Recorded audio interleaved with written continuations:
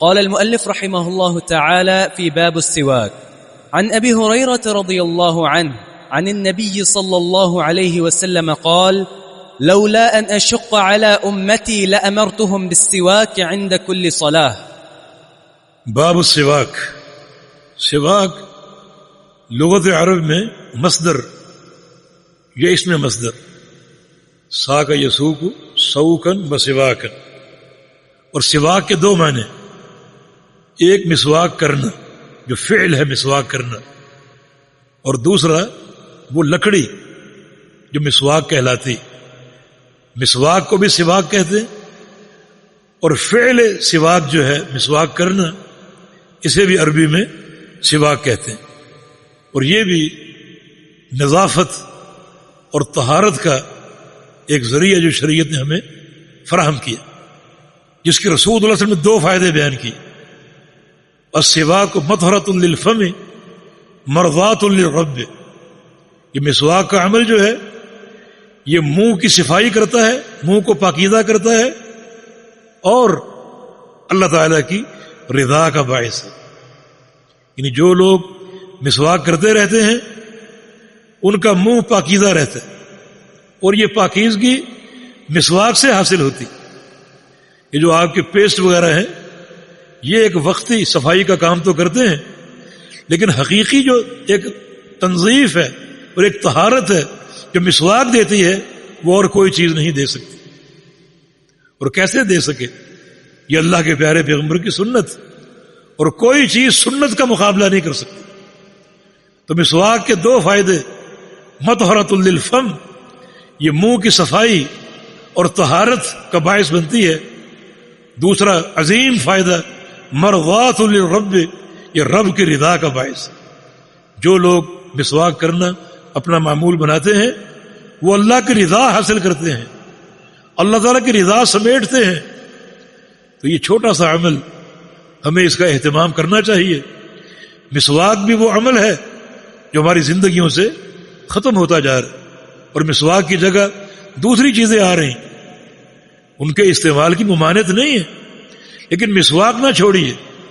مسواک کے فائدے اپنے ہیں، اصل سنت مسواک ہے، اور دوسرے جو امور ہیں یا دوسری جو چیزیں ہیں اصل سنت نہیں ہے، وہ مسواک کا مقابلہ نہیں کر سکتے. تو مسواک کا اہتمام جو ہے وہ ہونا چاہیے. ابو ہریرہ اس کے راوی ہیں جن کی سیرت ہم نے بیان کی. فرماتے ہیں کہ رسول اللہ صلی اللہ علیہ وسلم نے ارشاد فرمایا لولا نشق علی امتی لامرتم بالسواک عند کل صلاۃ. اگر میں اپنی امت پر مشقت کا اندیشہ نہ رکھوں کہ میری امت مشقت میں پڑ جائے گی، مشکل اور تکلیف میں پڑ جائے گی، تو میں کیا کرتا؟ لامرتم بالسواک، میں ان کو حکم دیتا مسواک کا عند کل صلاۃ، ہر نماز کے وقت، کہ ہر نماز کے ساتھ مسواک کرو. اس سے ثابت ہوا کہ نماز کے ساتھ مسواک کرنا زیادہ موقت ہے، کیونکہ نماز اللہ کا ذکر، رب سے ملاقات. اس ملاقات میں آپ وضو کر کے اپنے آپ کو پاکیزہ بناتے ہیں، تو مسواک کر کے اپنے منہ کو بھی پاکیزہ بنائیں. اللہ تعالی نمازی سے ہم کلام ہوتا ہے، اور بعض احادیث کے مطابق جو بندے نماز پڑھتے ہیں فرشتے اپنے ہونٹ ان کے ہونٹوں کے ساتھ لگا دیتے، اور فرشتوں کو بدبو ناپسند ہے، بدبو ناپسند. تو اگر مسواک کے بغیر ہی ہم کھڑے ہو جائیں تو منہ کی جو بدبو ہے وہ نمازیوں کو اور فرشتوں کو پریشان کر سکتی. اور ان لوگوں کو زیادہ غور و فکر کی دعوت ہے جو سگریٹ کے عادی ہیں.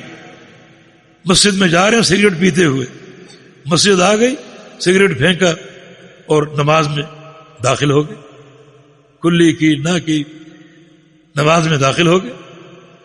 تو کتنا یہ عمل اذیت ناک ہے. ویسے بھی عمل حرام ہے، ناجائز ہے، اور پھر نماز میں اپنے آپ کو پاکیزہ نہ بنانا یہ مزید اس کی کراہیت میں اضافہ کرتا ہے. تو اس لیے رسول اللہ صلی اللہ علیہ وسلم نے خاص طور پہ نماز کا ذکر کیا. رسول کریم صلی اللہ علیہ وسلم بہت سے اہم موقعوں پر مسواک کیا کرتے تھے. نماز کے وقت کیا کرتے تھے. رات کو جب اٹھتے تہجد کے لیے تب مسواک کیا کرتے. آگے حدیث آ رہی. پھر ام المومنین فرماتے ہیں کہ نبی علیہ السلام جب گھر میں داخل ہوتے تو آپ کا پہلا کام مسواک کرنا ہوتا تھا. مسواک سے آغاز کرتے تھے. کھانا کھانے سے قبل مسواک کرنا, کھانے کے بعد مسواک کرنا, یہ وہ اہم مواقع ہیں. سحری کے وقت مسواک کرنا یہ ثابت بھی ہے. تو یہ اہم مواقع مسواک کے لیے, لیکن خاص طور پہ نماز کے وقت, کیونکہ یہ اللہ تعالیٰ سے ملاقات کا وقت ہے اور بندے کو چاہیے کہ وہ بالکل پاکیزہ ہو کر, اس کا منہ پاکیزہ ہو, اس کا لباس پاکیزہ ہو, اور وضو کے ذریعے پاکیزگی حاصل کر کے اپنے رب کے حضور کھڑا ہو اور مناجات کرے. اس کے لیے اجر بھی حاصل ہوگا اور اللہ کی رضا حاصل ہوگی. اور جو طبی فائدے ہیں مسواک کے, دانتوں کے لیے, زبان کے لیے, مسوڑوں کے لیے, وہ الگ ہیں. تو اس کے دنیاوی اخروی فائدے ہی فائدے ہیں. عمل انتہائی آسان ہے. تو مسواک کا اپنے آپ کو عادی بنائیں. اللہ پاک توفیق عطا فرمائے. اور یہ اللہ کے رسول صلی اللہ علیہ وسلم امت کے لیے مشقت نہیں چاہتے. یہ آپ کی ایک رحمت, ایک شفقت اور محبت کا اظہار ہے. اور قرآن نے بھی اس شفقت کا ذکر کیا ہے. لقد جاءکم رسول من انفسکم عزیز علیہ ما عنتم حریص علیکم. تمہارے پاس جو رسول آیا ہے اس رسول کی صفت یہ ہے کہ ہر وہ چیز جو تمہارے لیے دشوار ہو اور تمہاری تکلیف کا باعث ہو وہ رسول پر بڑی گراں گزرتی. رسول کی خواہش ہے امت کے لیے آسانی ہو. اللہ کے پیارے پیغمبر کو جب دو کاموں میں اختیار دیا جاتا, یا یہ کر لو یا یہ کر لو, تو آپ آسان کام کو چنتے تھے. یہ بھی آپ کی شفقت اور محبت کی دلیل ہے. اور یہ فرمان بھی اسی شفقت اور محبت کی دلیل ہے. وما ارسلناک الا رحمۃ للعالمین. جی